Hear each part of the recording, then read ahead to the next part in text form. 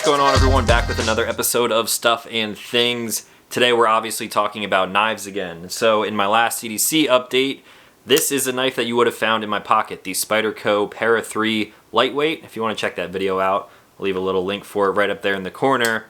Since then, I have of course moved on to something different, and I'm constantly changing out knives now. I've finally come to terms with my knife addiction, and previously I was limiting myself to a collection about this size here in my trusty Seahorse case. This is all pick and pluck foam, and I picked it out to fit this amount of knives right here. Now, as you guys know, I had one spot in this case that I needed to fill. I didn't need to fill it, but the knife addict in me needed to fill it, and I filled it pretty quickly. And then I went to SHOT Show, and I acquired even more knives. So, if you follow me on Instagram, you will see that I've upgraded from my little Seahorse case here to something a little more robust.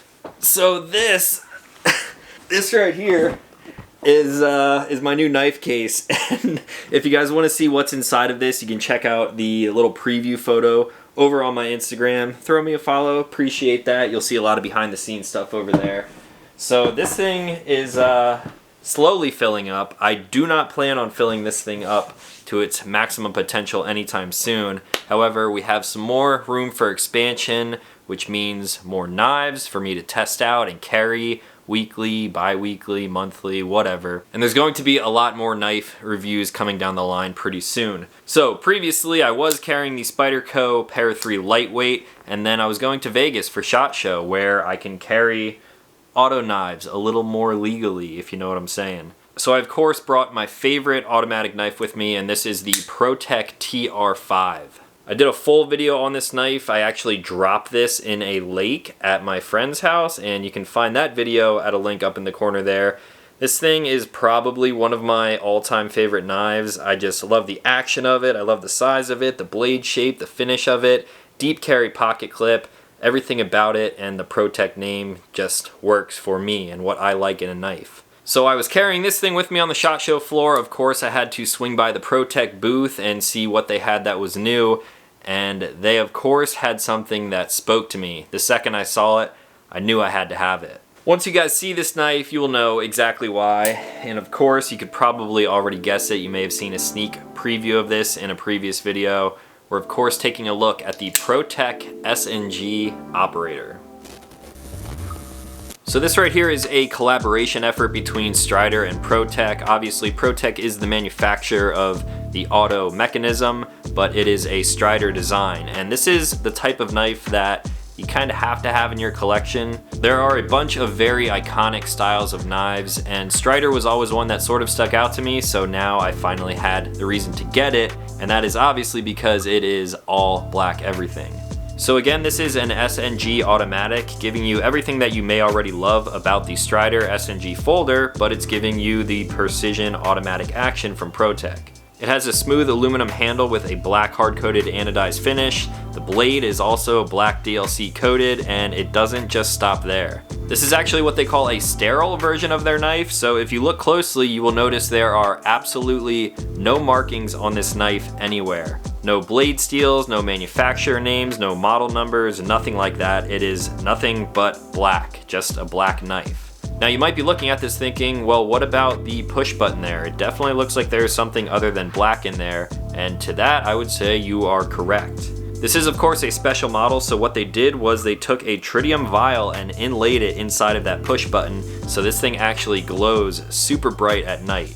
Other than that though, every single thing on this knife is completely black, including the titanium pocket clip on the backside. It has an overall length of 8¼ inches with a blade length of 3½ inches, and that blade is made out of a 154 cm steel. It's a flat ground drop point blade, which you may be familiar with if you do own any Strider SnGs. It is right-handed tip up only carry, which for me works perfectly, and it's coming in at a weight of just under 5 ounces.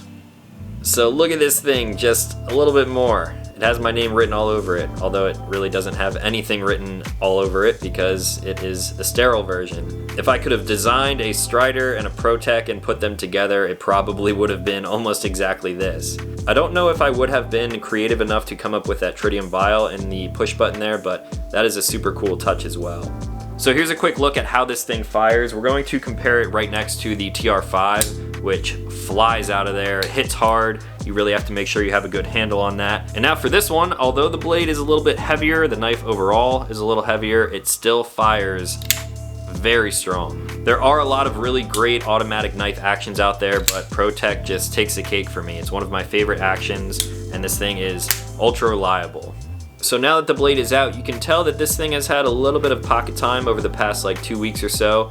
I have been opening boxes and doing typical EDC tasks with this knife. There is some jimping along the back here, and then of course down the spine of the blade, and there's also the same type of texturing on the back here for when you have this thing in a reverse-handed grip. Your thumb falls right on top there.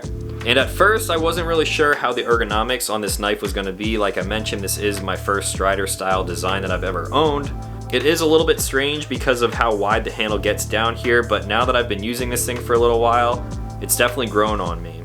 If you're looking for a tactical style folding blade, you obviously want it to have good ergonomics, and when I really choke up on this thing and use that front finger choil, there is no way that this knife is coming out of my hand. Same thing with the reverse grip. If I spin this thing around and I put my pinky in that front finger choil there, get my thumb right up on the back there, I could obviously stab something very aggressively with a knife like this, and there's absolutely no way that this thing is going to be pulled out of my hand.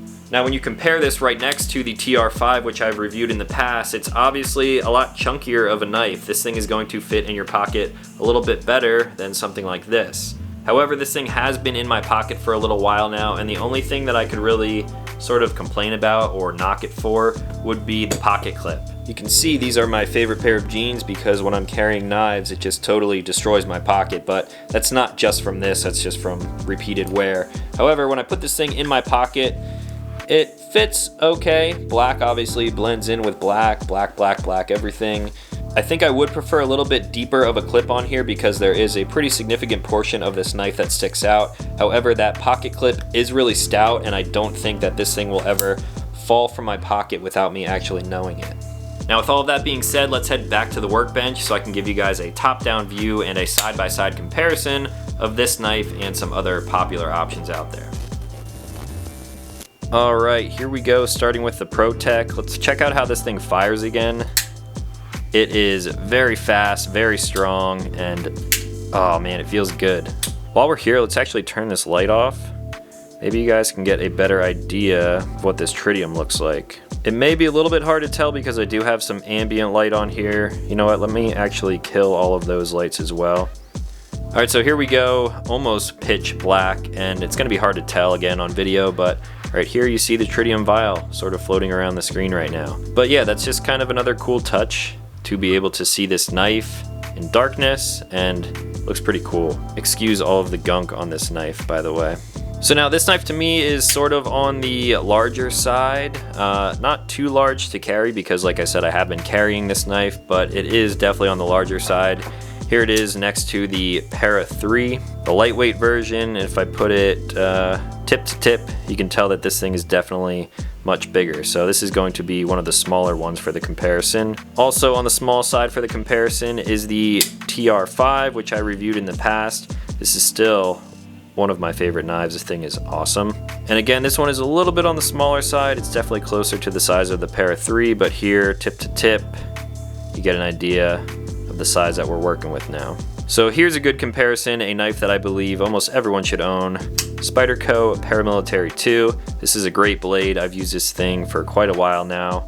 Probably one of my oldest knives in my collection, and it is just a little bit smaller than the Spyderco. Another one comparable in the size department would be the Benchmade Freak. I do not have a video on this one on my channel, but you may have seen me open this during a mail time.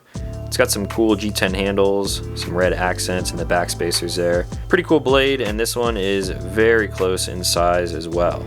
And then another one of my all-time favorites, again with the all black everything type of theme. This is the ZT 0804CF. I believe this one is discontinued. It's titanium, carbon fiber, black DLC coated blade, and this one again is almost the same size. I would say that this is a little bit larger than the Protech here, but there you guys have a little bit of a spread of knives. Out of all of these here, I really couldn't tell you which one is my absolute favorite. I have been digging this a lot lately though, probably because it's new to my collection and it's seen a lot more pocket time as of recently compared to the others. Some people might question a 154cm blade on a higher end knife like this, and in my opinion, blade steel doesn't really matter all that much when it comes to an EDC knife. This has been great for me so far. I do not have to put another edge on here. It's still relatively sharp for everything that I'm doing with knives. If you wanted something a little bit different, you could opt for something like the TR5, which has an S35 VN blade on here. Again, great steel on this one. I actually put a wicked edge on this one in the past. It really depends on what you're looking for in a knife. It's all really personal preference. But in my opinion, when you're working with any knives in this price range, nowadays the steel is somewhat affordable. When you're purchasing a knife in this general price range here, like over $100 upwards to maybe $250, $300, you're really not going to get a bad steel anymore. So these are just a few options for size, and now this one is probably going to go right back into my pocket, for now anyway. So I believe that's going to be all for my thoughts on the Strider Protech SnG Operator Series Tritium filled vial in the push button there. This thing obviously spoke to me. I knew I had to have it, and I believe they're actually sold out by now. I'm not sure if they're going to make a comeback or not. I really hope they do, because I think a lot of people will dig a knife like this. If you guys think you would like something like this, I will leave a link in the description down below to my friends at Blade HQ, and on there, right now it looks like they are coming in at $265. A lot of people like to know the price, so there you go. If you guys have any questions on this thing, let me know in the comments down below. If you want to see more knife videos, leave a like on this video so I know. This case is going to be filling up over the next few months or so, and there are going to be a lot of knives that I want to kind of show you guys, test them out, and I guess I will have to pull a new one out of here to throw in my pocket for testing right about now. So I believe that's all that I had for now. If you guys are new to the channel, consider clicking subscribe. I make new videos every week. That's going to be all. So as always, thanks for watching, and I'll talk to you in the next one.